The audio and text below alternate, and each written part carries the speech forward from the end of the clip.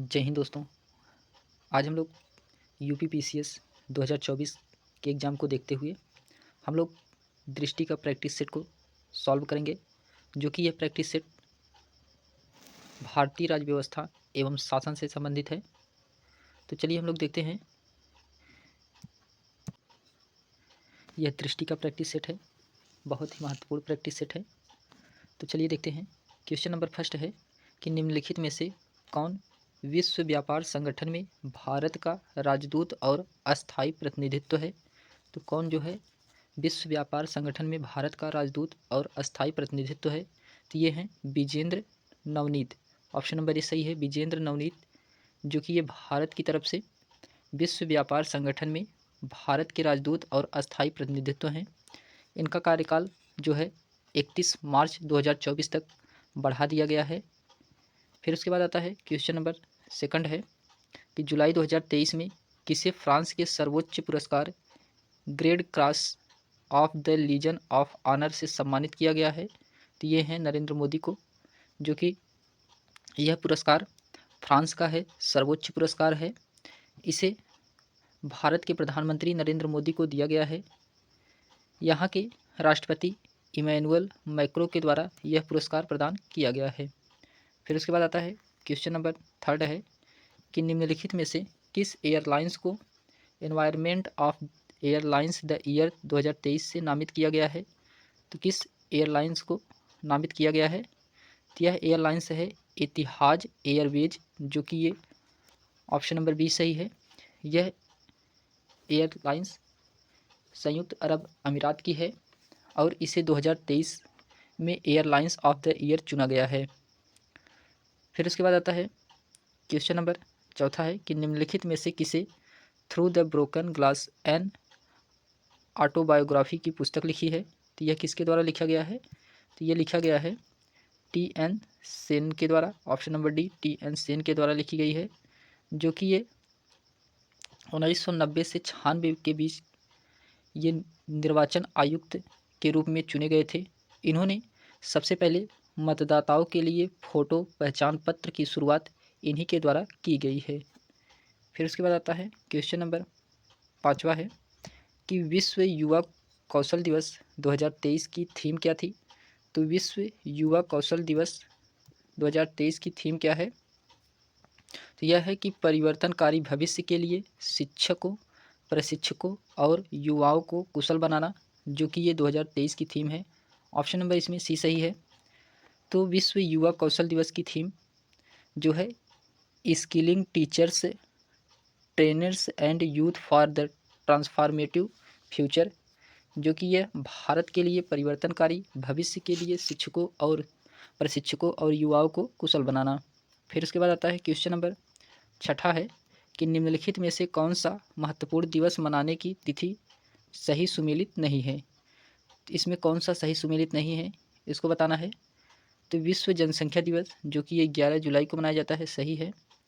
फिर विश्व अंतर्राष्ट्रीय न्याय दिवस, जो कि ये 17 जुलाई को मनाया जाता है, ये भी सही है। फिर अंतर्राष्ट्रीय चंद्र दिवस, जो कि ये 20 जुलाई को मनाया जाता है, ये भी सही है।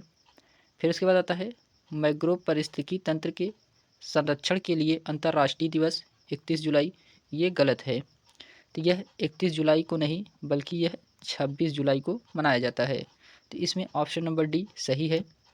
फिर उसके बाद आता है क्वेश्चन नंबर सातवां है कि निम्नलिखित में से कौन अंतरिक्ष में मीथेन तरल ऑक्सीजन रॉकेट लॉन्च करने वाला देश का पहला बन गया है। तो कौन है। तो ये है चीन। ऑप्शन नंबर सी, चीन, जो कि ये मीथेन तरल ऑक्सीजन रॉकेट सफलतापूर्वक अंतरिक्ष में लॉन्च करने वाला यह पहला देश बना है।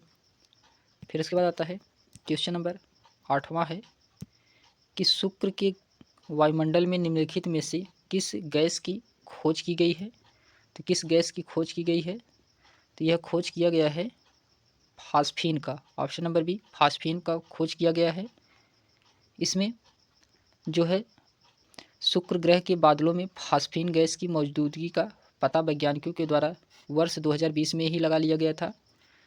फिर उसके बाद क्वेश्चन नंबर 9 है कि हाल ही में समाचारों में रही PBWRS-1 एक किस्म है। तो यह एक किसका किस्म है। तो ये गेहूँ की किस्म है। ऑप्शन नंबर बी गेहूँ की किस्म है। फिर उसके बाद आता है क्वेश्चन नंबर 10वां है। क्वेश्चन नंबर 10वां है कि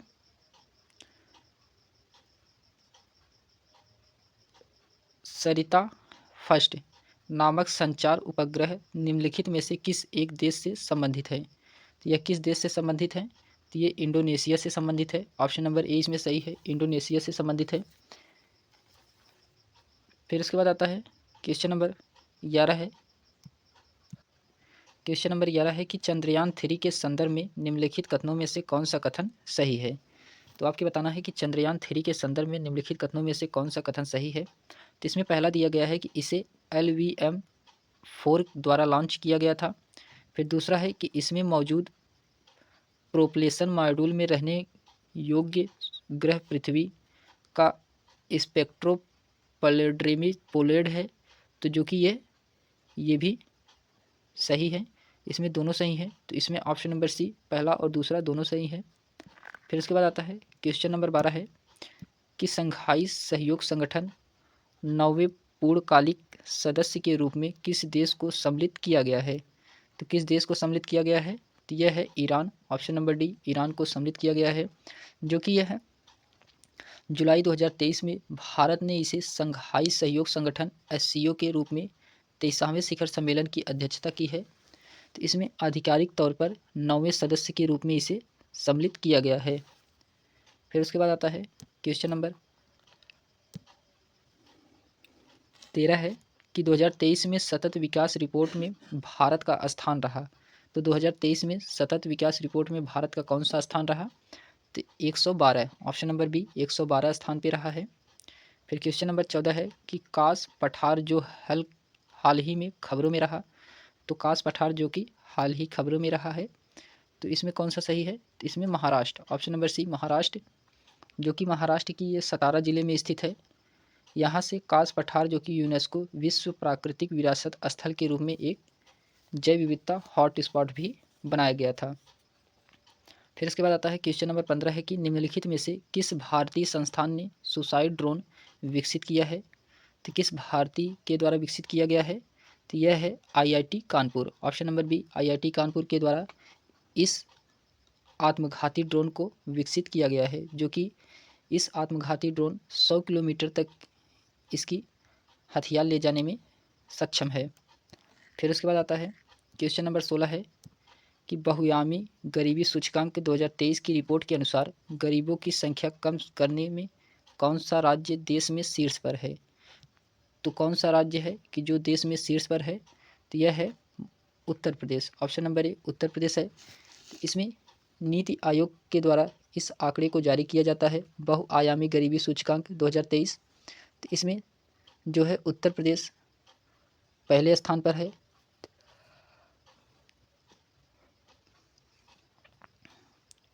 फिर उसके बाद आता है क्वेश्चन नंबर 17 है कि बिहू कुह महोत्सव कहाँ मनाया गया है? तो बिहू कुह महोत्सव जो है यह कहाँ मनाया गया है? तो ये मनाया गया है अरुणाचल प्रदेश में। Option number B Arunachal Pradesh में मनाया जाता है बिहू कुह महोत्सव।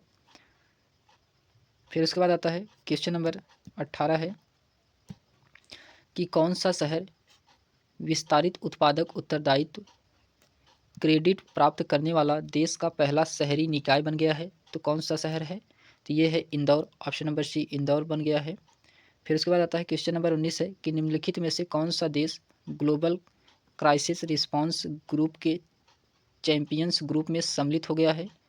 तो यह जो सम्मिलित किया गया है यह भारत को सम्मिलित किया गया है। ऑप्शन नंबर बी भारत को इसमें सम्मिलित किया गया है।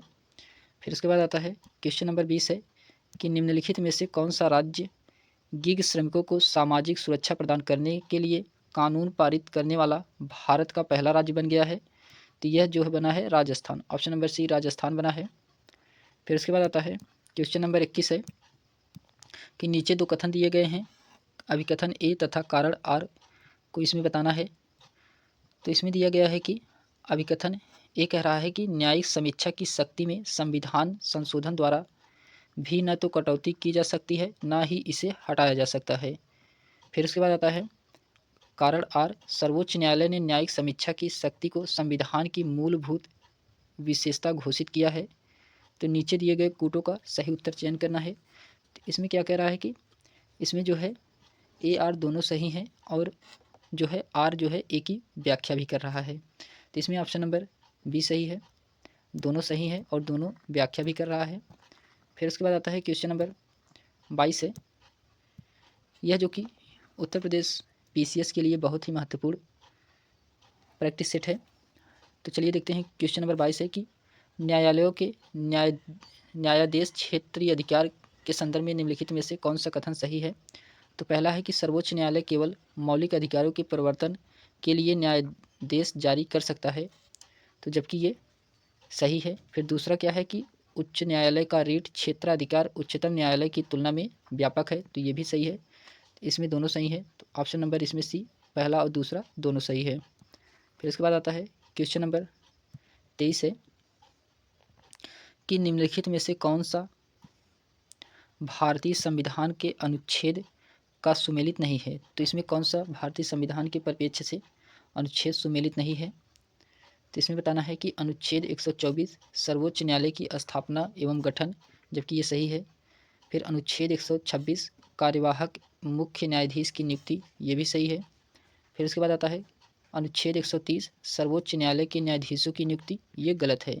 तो अनुच्छेद 130 जो है यह सर्वोच्च न्यायालय का आसन है, न कि सर्वोच्च न्यायालय के न्यायाधीशों की नियुक्ति है। तो फिर इसमें ऑप्शन नंबर सी यही सही है। इसमें आपको पूछा गया था कौन सा सुमेलित नहीं है, जबकि अनुच्छेद 141 में सर्वोच्च न्यायालय द्वारा घोषित कानून का सभी न्यायालयों पर लागू होना, ये भी सही है। फिर उसके बाद क्वेश्चन नंबर 24 है कि राज्य सभा की विशेष शक्तियों के संदर्भ में निम्नलिखित कथनों में से कौन सा कथन सही है। तो इसमें बताना है कि कौन सा कथन सही है। तो पहला है कि केवल राज्यसभा ही उपसभापति को हटाने की प्रक्रिया शुरू कर सकती है, तो जबकि ये सही है, ऑप्शन नंबर इसमें पहला सही है। दूसरा है कि यह धन विधेयक में संशोधन कर सकती है अथवा उसे अस्वीकार करती है, तो ये ऑप्शन नंबर ये गलत है सेकंड वाला, क्योंकि राज्यसभा के अंतर्गत धन विधेयक संशोधन करने का कोई भी प्रावधान नहीं है, ना ही इसे अस्वीकार करने का प्रावधान है। तो इसमें केवल पहला सही है। फिर उसके बाद आता है क्वेश्चन नंबर 25 है कि दल परिवर्तन रोधी कानून भारतीय संविधान की किस अनुसूची के अंतर्गत आता है। तो जो है दल परिवर्तन रोधी कानून जो कि ये भारतीय संविधान के 10वीं अनुसूची के अंतर्गत आता है। ऑप्शन नंबर इसमें ये सही है, 10वीं अनुसूची के अंतर्गत यह 92वें संविधान संशोधन द्वारा 1985 में यह जोड़ा गया था। फिर उसके बाद आता है क्वेश्चन नंबर 26, जब भारत के राष्ट्रपति का पद रिक्त होता है तो उपराष्ट्रपति केवल अधिकतम की अवधि तक ही राष्ट्रपति के कार्य में कर सकता है, तो कितने समय तक केवल कार्य कर सकता है। तो यह 6 माह तक। तो जब भारत के राष्ट्रपति का पद रिक्त होता है तो जो कार्यवाहक राष्ट्रपति होता है वह केवल 6 माह तक ही कार्य कर सकता है। 6 माह के अंदर राष्ट्रपति का चुनाव हो जाना अनिवार्य होता है। फिर उसके बाद क्वेश्चन नंबर 27 है कि भारतीय संविधान के किस अनुच्छेद में लोकसभा में अनुसूचित जाति और अनुसूचित जनजाति के लिए सीटों के आरक्षण का प्रावधान किया गया है। तो किस में किया गया है। तो यह अनुच्छेद 330 में किया गया है, ऑप्शन नंबर इसमें पहला सही है। तो अनुच्छेद 330 में लोकसभा में अनुसूचित जाति और अनुसूचित जनजाति के लिए सीटों का आरक्षण का प्रावधान किया गया है। फिर उसके बाद आता है क्वेश्चन नंबर 28 है कि 106वां संविधान संशोधन अधिनियम संबंधित है। तो 106वां संविधान संशोधन अधिनियम किससे संबंधित है। तो यह जो कि लोकसभा राज्य विधानसभाओं में महिलाओं के लिए कुल सीटों में से 1/3 सीटें आरक्षित करने से संबंधित है, तो ऑप्शन नंबर इसमें बी सही है। फिर उसके बाद आता है क्वेश्चन नंबर 29 है कि केंद्र शासित प्रदेश से लोकसभा में अधिकतम प्रतिनिधित्व कितना हो सकता है। तो केंद्र शासित प्रदेश से लोकसभा में अधिकतम प्रतिनिधित्व कितना हो सकता है। तो इसमें जो होते हैं 20, ऑप्शन नंबर बी सही है, इसमें 20 हो सकते हैं।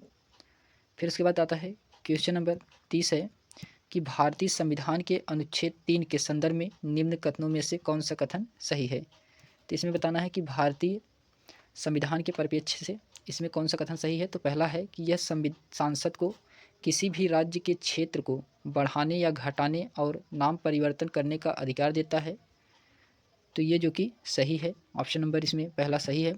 और दूसरा कह रहा है कि इसके द्वारा किसी भी राज्य की सीमा में परिवर्तन नहीं किया जा सकता, जबकि ये गलत है, परिवर्तन किया जा सकता है। तो इसमें केवल पहला सही है, तो इसमें केवल फर्स्ट सही है। फिर उसके बाद आता है क्वेश्चन नंबर 31 है कि नागरिकता संशोधन अधिनियम 2019 के संदर्भ में निम्नलिखित कथनों पर विचार कीजिए। तो नागरिकता संशोधन अधिनियम 2019 के कथनों पर आपको विचार करना है। तो इसमें क्या कह रहा है कि अफ़गानिस्तान, पाकिस्तान और बांग्लादेश से आए अवैध प्रवासी जो हिंदू, सिख, बौद्ध, जैन, पारसी और ईसाई हैं, भारतीय नागरिकता के लिए पात्र हैं। तो ये क्या कह रहा है कि भारतीय नागरिकता के लिए पात्र हैं अगर ये 31 दिसंबर 2014 या उससे पहले भारत में प्रवेश कर चुके हैं तो उन्हें प्रवासी नहीं माना जाएगा। फिर उसके बाद आता है कि दूसरा कह रहा है कि अधिनियम के प्रावधान भारत के संविधान में उल्लिखित 6वीं अनुसूची वाले राज्यों में लागू नहीं होता है, जबकि ये सही है। फिर उसके बाद आता है इसमें क्या है कि इसमें दोनों सही हैं, तो पहला और दूसरा, इसलिए ऑप्शन नंबर इसमें सी दोनों सही था। इसमें फर्स्ट भी सही है और सेकंड भी सही है। फिर उसके बाद आता है क्वेश्चन नंबर 32 है, कुशीना मानो निम्नलिखित में से किस राज्य की एक पहल है। तो कुशीना मानो किस राज्य की एक पहल है, तो यह जो है Karnataka, option number C Karnataka राज्य की पहल है, जो कि इसमें कामकाजी माताओं के बच्चों के लिए 4000 ग्राम पंचायतों में कुशीना मानो स्थापित करने की योजना की गई है। यह कर्नाटक सरकार के द्वारा किया गया है। इसमें सबसे पहले पहल महिलाओं की श्रमिक शक्ति को भागीदारी में बढ़ावा देने के लिए यह पहल को किया जा रहा है। फिर उसके बाद आता है क्वेश्चन नंबर 33, मागुरी मोंटापुंग बिल नामक एक आर्द्रभूमि स्थित है, तो ये कहाँ पर स्थित है, तो ये असम में, ऑप्शन नंबर ए असम में स्थित है। यह जो कि आर्द्रभूमि बॉम्बे नेचुरल हिस्ट्री सोसाइटी द्वारा घोषित किया गया है। इसमें ऊपरी असम के डिब्रू सुखोवा राष्ट्रीय उद्यान के करीब यह स्थित है। फिर उसके बाद आता है क्वेश्चन नंबर 34 है कि फीफा महिला विश्व कप में गोल्डन बॉल विजेता थी, तो कौन गोल्डन बॉल विजेता थी, तो ये थी Aitana Bonmati, option number B Aitana Bonmati, जो कि ये फीफा महिला विश्व कप 2023 की विजेता थी। तो इसमें गोल्डन ग्लोब मैरी इरियप्सन जो कि इंग्लैंड की है उनको दिया गया था, और इसमें जो है कांस्य बाल अमांडा इलेस्डी जो कि ये स्विट्ज़रलैंड की थी, इनको दिया गया था। इसलिए इसमें एटाना बोनमती को गोल्डन बॉल विजेता घोषित किया गया था। फिर उसके बाद क्वेश्चन नंबर 35 है, नमोह 108 एक प्रकार है, तो नमोह 108 एक प्रकार क्या है, तो यह कमल की है, ऑप्शन नंबर इसमें डी सही है, कमल की है।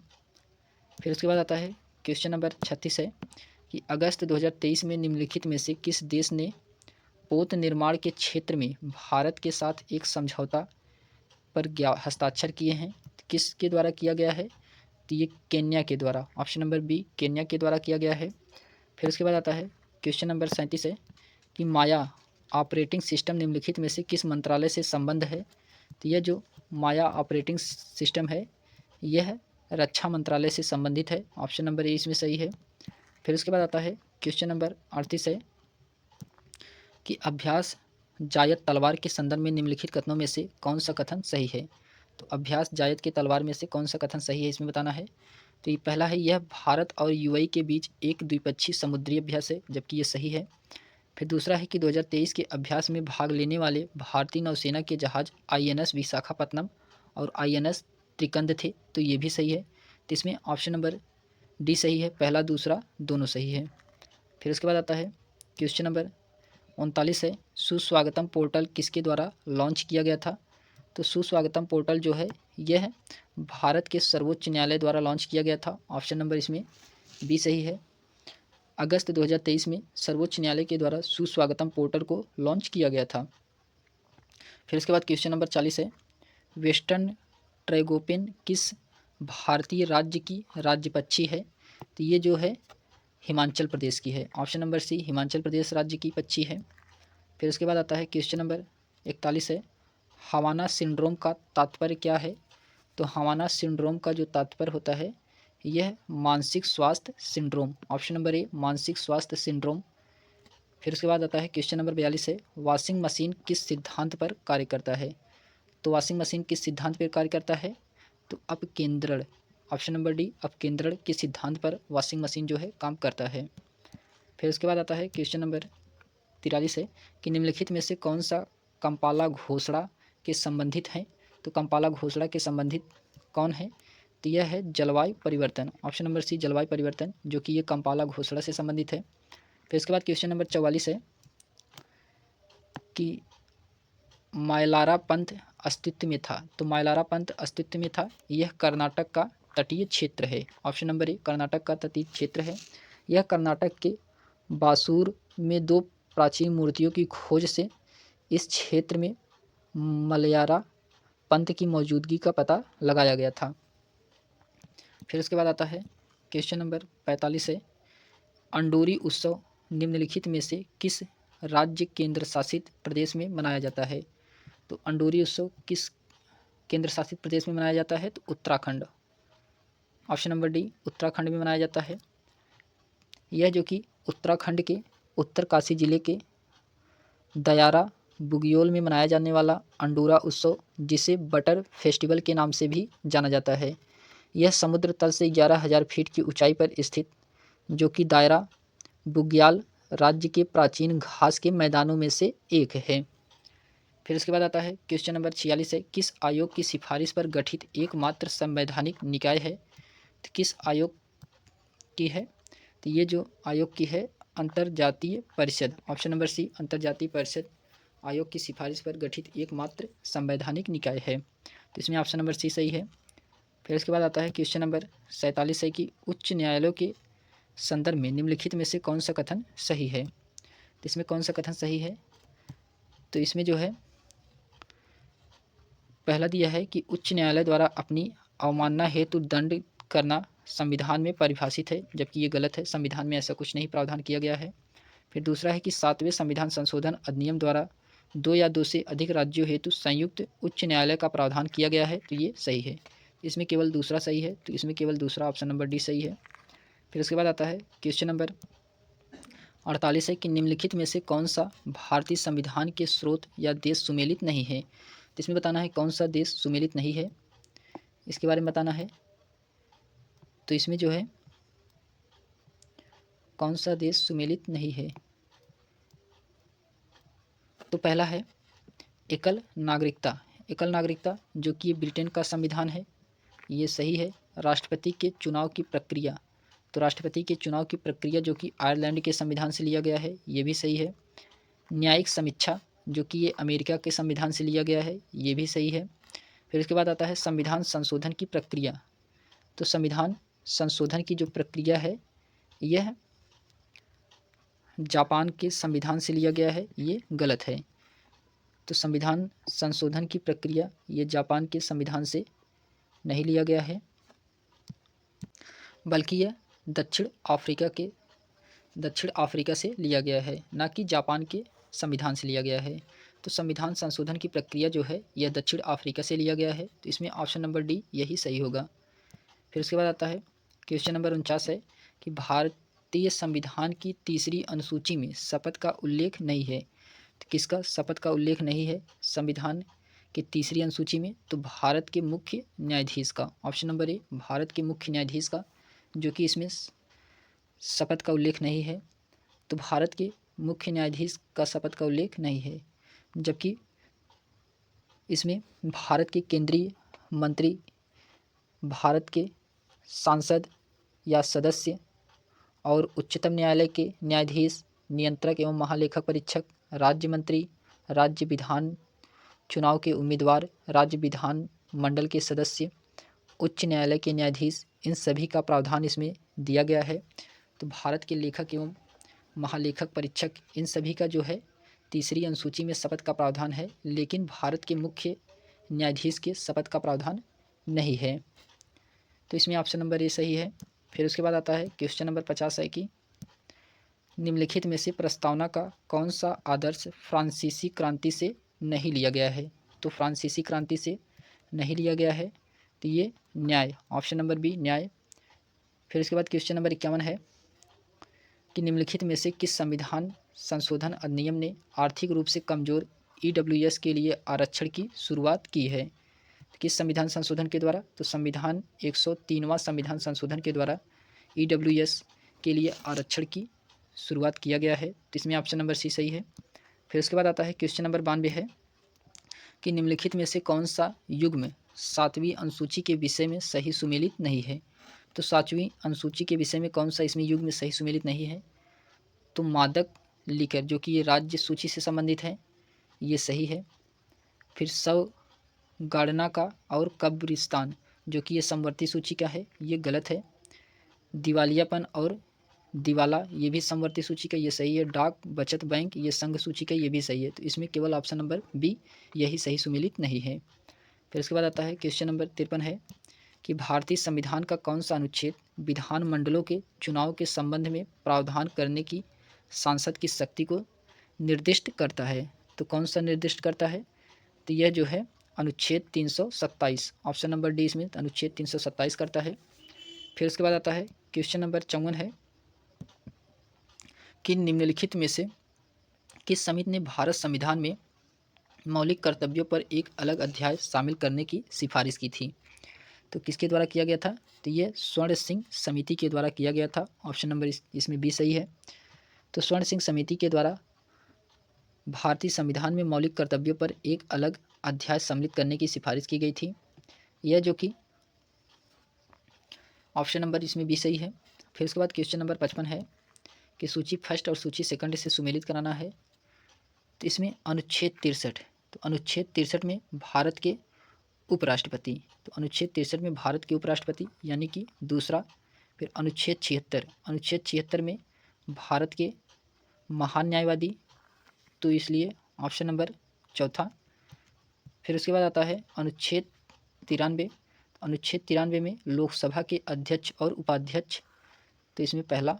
फिर उसके बाद अनुच्छेद 148, तो 148 में भारत के नियंत्रक एवं लेखा परीक्षक, तो इसमें कौन सा होगा? तो ए का दूसरा, तो ए का दूसरा इसमें कौन सा दिया गया है? तो ए का दूसरे में दो जगह दिया गया है। फिर उसके बाद आता है इसमें जो सही होगा ऑप्शन नंबर पहला, ए का दूसरा, बी का चौथा, सी का पहला और डी का तीसरा। फिर उसके बाद आता है क्वेश्चन नंबर 56 है कि भौगोलिक संकेत प्राप्त जिडरी नमक पिट्टी और चिड्डी बट्टा साड़ी संबंधित है। तो क्या है कि भौगोलिक संकेत यानी कि जीआई प्राप्त, जीआई टैग जो प्राप्त हुआ है जिडरी नमक चट्टी और चिट्टी बट्टा साड़ी संबंधित है। तो किस राज्य से संबंधित है? तो यह जो कि तमिलनाडु राज्य से संबंधित है। ऑप्शन नंबर इसमें डी सही है। फिर उसके बाद आता है क्वेश्चन नंबर 57 है कि निम्नलिखित में से कौन सा देविका नदी कार्यकल्प परियोजना के संबंध में सही है? तो इसमें कौन सा सही है? तो इसमें दिया है कि यह नमामि गंगे अभियान से अभिप्रेरित एक पहल है, ये सही है। इस परियोजना की सफलता सुनिश्चित करने में पंचायती राज्य संस्थाओं की महत्वपूर्ण भूमिका होती है, तो ये भी सही है। तो इसमें दोनों सही है, तो ऑप्शन नंबर इसमें सी सही है। फिर उसके बाद आता है क्वेश्चन नंबर 58 है कि डेब्यू नदी पर यूक्रेनी पत्तनों को काला सागर से जोड़ने वाला मार्ग क्या कहलाता है? तो जो काला सागर से जोड़ने वाला मार्ग है वह सुलीना चैनल कहलाता है। Option number C Sunila channel कहलाता है। फिर क्वेश्चन नंबर 59 है कि वैश्विक नवाचार सूचकांक 2023 में भारत का स्थान क्या था? तो इसमें भारत का स्थान जो है 40वां है। ऑप्शन नंबर बी इसमें सही है, 40वां है। फिर उसके बाद आता है इसमें जो है वैश्विक नवाचार सूचकांक में भारत 2023 में 40वां रैंक पे था। फिर उसके बाद आता है क्वेश्चन नंबर 60 है पद्दारी जनजाति के लोगों मुख्य रूप से कहाँ पाए जाते हैं? तो ये पाए जाते हैं जम्मू और कश्मीर में। Option number D Jammu Kashmir में पद्दारी जनजाति पाया जाता है। फिर उसके बाद आता है क्वेश्चन नंबर 61 है इबेरियन भेड़िया अंडालुसिया में एक विलुप्त प्रजाति है। तो इसमें कौन सा एक विलुप्त प्रजाति है? तो इसमें Spain, option number C Spain. फिर उसके बाद आता है क्वेश्चन नंबर 62 है कि राज्य विधान परिषद किसी विधेयक को अधिकतम कितने समय के लिए लंबित रख सकती है? तो अधिकतम कितने समय के लिए लंबित रख सकती है? तो ये 4 माह, ऑप्शन नंबर ए 4 माह के लिए रख सकती है। फिर उसके बाद क्वेश्चन नंबर 63 है कि निर्वाचन पद्धति के रूप में समानुपातिक प्रतिनिधित्व की प्रणाली सुनिश्चित करती है। तो कौन सा सुनिश्चित करता है? तो ये सुनिश्चित करती है अल्पसंख्यकों का प्रतिनिधित्व, ऑप्शन नंबर ए इसमें सही है, अल्पसंख्यकों का प्रतिनिधित्व। फिर इसके बाद आता है क्वेश्चन नंबर 64 है कि निम्नलिखित में से कौन सा आयोग निकाय गृह मंत्रालय के अंतर्गत नहीं आता? तो गृह मंत्रालय के अंतर्गत कौन सा आयोग नहीं आता है? तो यह केंद्रीय सतर्कता आयोग, ऑप्शन नंबर डी केंद्रीय सतर्कता आयोग, यह जो कि गृह मंत्रालय के अंतर्गत नहीं आता है। इसमें जो भी क्वेश्चन दिए गए हैं वे सभी उत्तर प्रदेश PCS 2024 और RO&ARO के लिए भी 2024 के लिए बहुत ही महत्वपूर्ण क्वेश्चन है। आज RO&ARO का परीक्षा जो है निरस्त कर दिया गया है, तो उसके लिए भी इम्पॉर्टेंट क्वेश्चन इसमें से बन सकते हैं। फिर इसके बाद आता है क्वेश्चन नंबर 65 है कि ग्राम सभा में सम्मिलित है। तो ग्राम सभा में क्या सम्मिलित है? तो पंचायत के सभी पंजीकृत मतदाता, ऑप्शन नंबर ए इसमें सही है, पंचायत के सभी पंजीकृत मतदाता जो कि ग्राम सभा में सम्मिलित हैं। फिर उसके बाद आता है क्वेश्चन नंबर 66 है कि निम्नलिखित कथनों में से कौन से राज्य विधानमंडल के संदर्भ में सही है?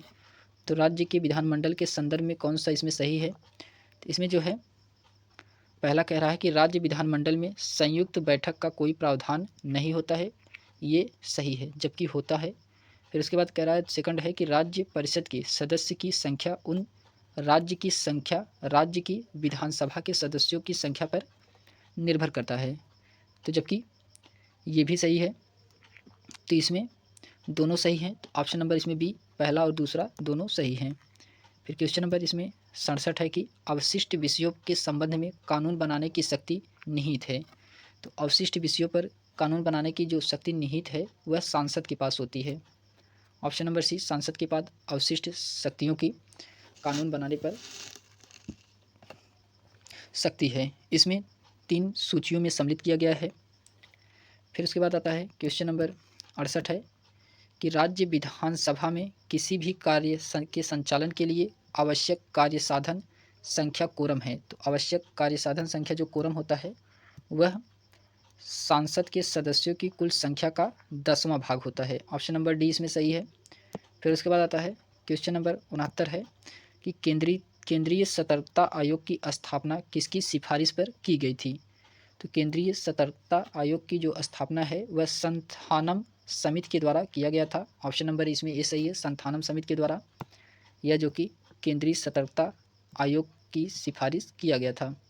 फिर उसके बाद आता है क्वेश्चन नंबर 70 है कि सूची फर्स्ट सूची सेकंड को सुमेलित कीजिए। तो अनुसूची और प्रावधान, तो अनुसूची 243D, तो 243D में क्या कह रहा है कि इसमें कह रहा है कि सीटों का आरक्षण पहला सही है। फिर 243E में कह रहा है कि पंचायतों की अवधि, फिर 243I में कह रहा है कि वित्त आयोग का गठन, और फिर 243L में केंद्र शासित प्रदेशों पर लागू होना, जबकि इसमें ए का पहला, बी का दूसरा, सी का तीसरा और डी का चौथा, तो इसमें ऑप्शन नंबर फर्स्ट सही है। फिर उसके बाद आता है क्वेश्चन नंबर 71 है कि निम्नलिखित में से कौन से उच्च न्यायालय की स्थापना भारतीय उच्च न्यायालय अधिनियम 1861 के प्रावधानों के तहत नहीं की गई थी? तो कौन सा नहीं किया गया था? तो Allahabad, option number D Allahabad. फिर उसके बाद आता है क्वेश्चन नंबर 72 है कि नीचे 2 कथन दिए गए हैं। अभिकथन ए क्या कह रहा है कि अभिकथन ए कह रहा है कि राज्यपाल धन विधेयक को राज्य विधानमंडल में पुनर्विचार के लिए वापस नहीं भेज सकता, तो ये वापस नहीं भेज सकता, जबकि ये सही है। फिर कारण आर कह रहा है कि धन विधेयक राज्यपाल की पूर्व अनुशंसा के पश्चात पेश किया जाता है, तो ये भी सही है। तो इसमें दोनों सही हैं और दोनों व्याख्या भी कर रहा है, तो इसमें ऑप्शन नंबर डी सही है। फिर उसके बाद आता है क्वेश्चन नंबर 73 है कि निम्नलिखित कथनों में से कौन से कथन पंचायत उपबंध अनुसूचित क्षेत्रों तक विस्तारित अधिनियम के संदर्भ में सही है? तो इसमें पहला है कि यह अधिनियम अनुसूचित क्षेत्रों पर लागू नहीं होता है, जबकि ये सही है, लागू होता है। फिर दूसरा है इस अधिनियम के प्रावधानों के अंतर्गत केवल 10 राज्य सम्मिलित हैं, तो इसमें जो कि 10 राज्य सम्मिलित हैं, तो ये सही है और ये गलत है, तो इसमें केवल दूसरा सही है। फिर उसके बाद आता है क्वेश्चन नंबर 74 है कि राज्य विधानसभा का अध्यक्ष निम्नलिखित में से किस समिति का अध्यक्ष होता है। तो किस समिति का अध्यक्ष होता है, तो यह जो है व्यवसाय सलाहकार समिति का, फिर उसके बाद नियम समिति का, फिर सामान्य प्रयोजन समिति का, इन तीनों समितियों का जो है यह अध्यक्ष होता है। तो इसमें पहला सही है, पहला, दूसरा और तीसरा तीनों इसमें सही हैं। फिर इसके बाद आता है क्वेश्चन नंबर 75 है कि निम्नलिखित में से कौन सा प्रावधान 42वें संवैधानिक संशोधन अधिनियम 1976 का परिणाम नहीं था। तो कौन सा नहीं था, तो जो है इसमें संपत्ति के अधिकार को मौलिक अधिकार की सूची से हटाकर केवल कानूनी अधिकार बना दिया जाना, यही प्रावधान नहीं था। तो ऑप्शन नंबर इसमें सी सही है। फिर उसके बाद आता है क्वेश्चन नंबर 76 है कि संविधान का निम्नलिखित में से कौन सा भाग संघ और राज्य के अधीन सेवाओं से संबंधित है। तो कौन सा भाग जो है संघ और राज्य से संबंधित सेवाओं से है, तो इसमें जो है भाग 14, ऑप्शन नंबर इसमें बी सही है, भाग 14। फिर उसके बाद आता है क्वेश्चन नंबर 77 है कि निम्नलिखित में से कौन सा संवैधानिक निकाय नहीं है। तो संवैधानिक निकाय इसमें कौन सा नहीं है, तो संवैधानिक निकाय जो है वह केंद्रीय सूचना आयोग, ऑप्शन नंबर डी, यह जो कि संवैधानिक निकाय नहीं है। जबकि भाषाई अल्पसंख्यकों के लिए विशेष अधिकारी ये संवैधानिक निकाय है। भारत के नियंत्रक एवं महालेखा परीक्षक ये भी संवैधानिक अधिकार है। और संघ लोक सेवा आयोग ये भी संवैधानिक अधिकार है। जबकि केंद्रीय सूचना आयोग ये संवैधानिक अधिकार नहीं है। तो इसमें ऑप्शन नंबर इसमें डी सही होगा। फिर उसके बाद आता है क्वेश्चन नंबर 78 है कि निम्नलिखित में से कौन सा पदाधारी लोकसभा और राज्यसभा की बैठकों में भाग ले सकता है लेकिन मतदान नहीं कर सकता। तो कौन नहीं कर सकता, तो महान न्यायवादी, ऑप्शन नंबर सी महान न्यायवादी, जो कि ये लोकसभा और राज्यसभा की बैठकों में भाग ले सकता है लेकिन मतदान नहीं कर सकता। फिर उसके बाद आता है क्वेश्चन नंबर 79 है कि राष्ट्रीय हरित अधिकरण की स्थापना निम्नलिखित में से किस वर्ष की गई थी। तो यह जो किया गया था 2010 में, ऑप्शन नंबर 20 में सही है, 2010 में इसका स्थापना किया गया था। फिर उसके बाद आता है क्वेश्चन नंबर 80 है वित्त आयोग के संदर्भ में निम्नलिखित कौन सा कथन सही है। तो वित्त आयोग के संदर्भ में आपको बताना है, तो इसमें एक अध्यक्ष और 4 अन्य सदस्य होते हैं। इसकी नियुक्ति वित्त मंत्री के द्वारा की जाती है, ये गलत है। इसके सदस्य पुनर्नियुक्त के पात्र होते हैं, ये सही है। तो इसमें केवल दूसरा सही है जबकि पहला गलत है। फिर उसके बाद आता है क्वेश्चन नंबर 81 है कि भारतीय संविधान की दूसरी अनुसूची में निम्नलिखित में से लिए परिलब्धियों, भत्ते अथवा विशेषाधिकारों के प्रावधान की रूपरेखा नहीं दी गई है। तो रूपरेखा जो नहीं दी गई है यह भारत के महान न्यायवादी को, ऑप्शन नंबर इसमें सी सही है। फिर उसके बाद आता है क्वेश्चन नंबर 82, निम्नलिखित में से कौन सी भाषा भारतीय संविधान की 8वीं अनुसूची से संबंधित है। तो 8वीं अनुसूची से कौन सा भाषा संबंधित है, तो हिंदी, ऑप्शन नंबर ए हिंदी संबंधित है। और मणिपुरी, ये दोनों जो कि 8वीं अनुसूची से संबंधित है। जबकि मिजो और अंग्रेजी यह 8वीं अनुसूची में नहीं है। इसमें केवल ऑप्शन नंबर फर्स्ट सही है, तो पहला और दूसरा। फिर उसके बाद आता है क्वेश्चन नंबर 83 है कि मौलिक अधिकारों में राज्य शब्द का अर्थ है। तो मौलिक अधिकारों में जो है राज्य शब्द का क्या अर्थ होता है, तो ये होता है राज्य शब्द का। तो राज्य शब्द का जो अर्थ होता है वह संघ सरकार, राज्य विधानमंडल, सभी स्थानीय प्राधिकारी, सभी संवैधानिक और गैर संवैधानिक प्राधिकारी, ये सभी होते हैं। तो इसमें ऑप्शन नंबर डी, पहला, दूसरा, तीसरा और चौथा, इन सभी जो है राज्य शब्द का अर्थ होता है। फिर उसके बाद आता है क्वेश्चन नंबर 84 है कि भारतीय संविधान का कौन सा अनुच्छेद राज्य के नीति निर्देशक सिद्धांतों यानी कि डीपीएसपी में उत्तरदायी एवं बौद्धिक सिद्धांतों से संबंधित है। तो कौन सा बौद्धिक सिद्धांतों से संबंधित है, तो इसमें अनुच्छेद 51 ये भी है, अनुच्छेद 44 ये भी है, अनुच्छेद 48A ये भी है। तो यानी कि उपरोक्त सभी हैं।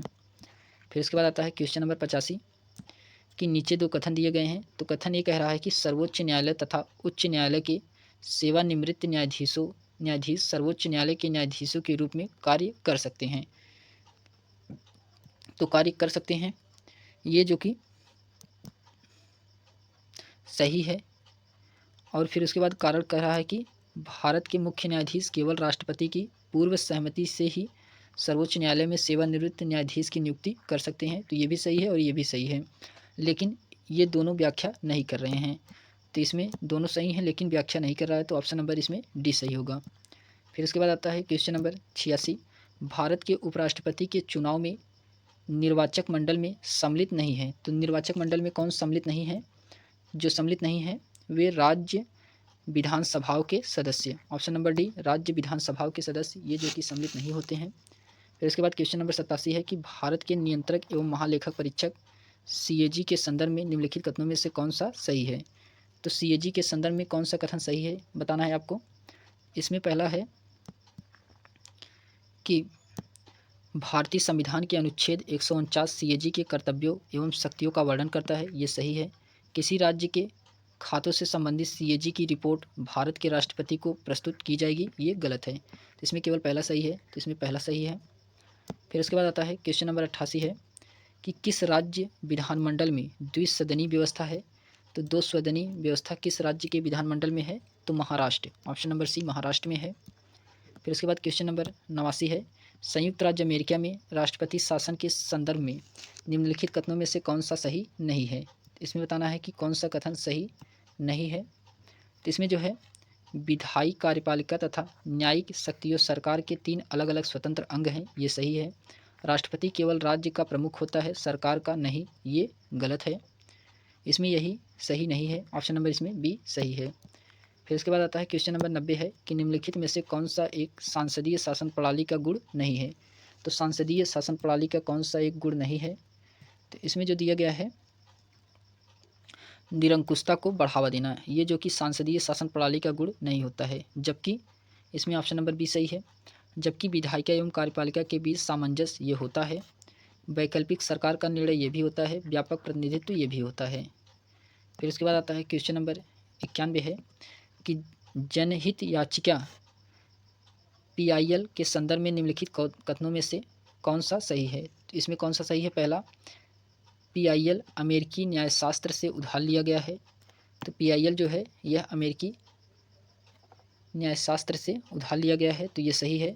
PIL किसी भी विधि अथवा अधिनियम में परिभाषित नहीं है, तो ये भी सही है। तो इसमें दोनों सही है, तो ऑप्शन नंबर डी, पहला दूसरा दोनों सही है। फिर उसके बाद आता है क्वेश्चन नंबर 92 है कि वैज्ञानिक मनोवृत्ति मानवतावाद तथा अन्वेषण एवं सुधार की भावना को विकसित करने का उल्लेख किया गया है। तो इसमें भावना को विकसित करने का उल्लेख किया गया है, तो इसमें मौलिक कर्तव्यों को, ऑप्शन नंबर सी, मौलिक कर्तव्यों को। फिर उसके बाद आता है क्वेश्चन नंबर 93 है कि निम्नलिखित में से कौन अखिल भारतीय सेवा के अंतर्गत नहीं आता? तो अखिल भारतीय सेवा के अंतर्गत कौन नहीं आता है?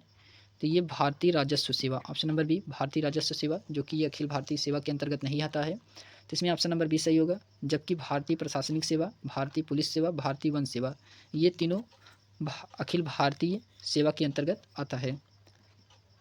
फिर उसके बाद आता है क्वेश्चन नंबर 94 है कि भारतीय संविधान में निम्नलिखित में से कौन सा अनुच्छेद राष्ट्रपति को सर्वोच्च न्यायालय की राय लेने के लिए अधिकृत करता है? तो राय लेने के लिए कौन सा अधिकृत करता है? तो किसके द्वारा किया जाता है? तो ये किया जाता है अनुच्छेद 143, ऑप्शन नंबर डी इसमें सही है।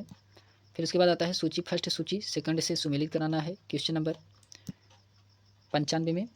तो सूची फर्स्ट है कि अंतरिम सरकार के सदस्य और संबंधित विभाग।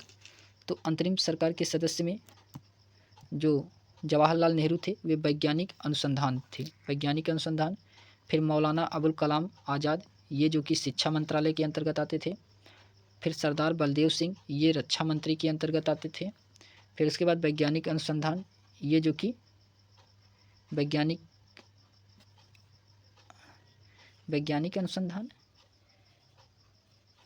ये वैज्ञानिक अनुसंधान नहीं होगा, इसमें दिया है कि स्वास्थ्य जो है ये गलत दिया है। स्वास्थ्य जो है राजकुमारी अमृत कौर के अंतर्गत आता था।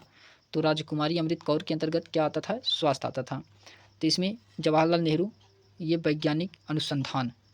तो इसमें जो है पहले का तीसरा किसमें सही है? तो पहले का तीसरा केवल फर्स्ट वाले में सही है, तो इसलिए ऑप्शन नंबर इसमें पहला सही है। फिर उसके बाद आता है क्वेश्चन नंबर 96 कि निम्नलिखित में से किस वायसराय ने पोर्टफोलियो विभाग प्रणाली शुरू की थी? किसके द्वारा पोर्टफोलियो विभाग शुरू किया गया था? तो लॉर्ड कैनिंग के द्वारा, option number C, Lord Canning के द्वारा शुरू किया गया था। फिर उसके बाद आता है क्वेश्चन नंबर 97 है कि निम्नलिखित कथनों में से कौन सा राष्ट्रीय आपातकाल के संदर्भ में सही है? तो राष्ट्रीय आपातकाल के संदर्भ में कौन सा सही है? इसमें राष्ट्रीय आपातकाल के संदर्भ में जो है पहला क्या कह रहा है कि आपातकाल की उद्घोषणा का इसके जारी होने की तारीख से 2 महीने के भीतर संसद के दोनों सदनों द्वारा अनुमोदित किया जाना अनिवार्य है, जबकि ये गलत है। लोकसभा साधारण बहुमत से प्रस्ताव पारित किए जाने के पश्चात आपातकाल को निश्चित तौर पर रद्द कर दिया जाना चाहिए, तो ये सही है। तो इसमें केवल दूसरा सही है, तो इसलिए ऑप्शन नंबर डी सही है। फिर उसके बाद आता है क्वेश्चन नंबर 98 है कि सांप्रदायिक निर्वाचन प्रणाली का जनक किसे कहा जाता है। तो सांप्रदायिक निर्वाचन प्रणाली का जो जनक है वह लॉर्ड मिंटो है। Option number D Lord Minto को कहा जाता है। फिर उसके बाद क्वेश्चन नंबर 99 है कि 26 नवंबर 1949 को अंगीकृत किए गए भारतीय संविधान में अनुच्छेद और अनुसूचियों की संख्या कितनी थी। तो अनुच्छेद और अनुसूचियों की संख्या जो थी 395 अनुच्छेद और 8 अनुसूचियाँ थी। ऑप्शन नंबर इसमें बी सही है। फिर इसके बाद आता है क्वेश्चन नंबर 100 है कि निम्नलिखित कथनों में से कौन सा संविधान के संबंध में सही है। तो संविधान के संबंध में कौन सा सही है उसको बताना है। तो इसमें जो है सिंह को संविधान के प्रतीक के रूप में अपनाया गया था, तो ये गलत है। प्रेम बिहारी नारायण रायजादा जो कि भारतीय संविधान के सुलेखक थे, ये सही है। इसमें केवल ऑप्शन नंबर सेकंड सही है, तो इसमें ऑप्शन नंबर बी सही है।